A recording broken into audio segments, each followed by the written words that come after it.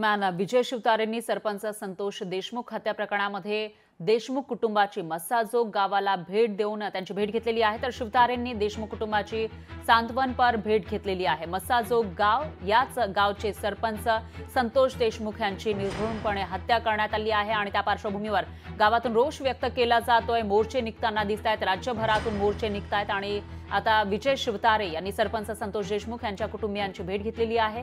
सांत्वनपर ही भेट त्यांनी घेतली आहे। गेल्या 10-15 दिवसापूर्वी जेव्हा हा प्रकार घडला होता त्यावेळेस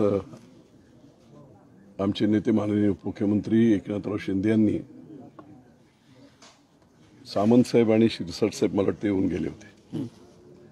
त्याच्यानंतर बऱ्याच घडामोडी घडलेल्या आहेत आणि या घडामोडींचा एकंदरीत आढावा घेणे, जनसामान्यांमध्ये काय चर्चा आहे, त्यांच्या घरच्या लोकांमध्ये काय त्यांची मानसिकता आहे, त्यांचं काय म्हणणं आहे हे ऐकून घेण्यासाठी आज माननीय उपमुख्यमंत्री एकनाथराव शिंदे यांच्या निर्देशानुसार मी इथे आलो होतो।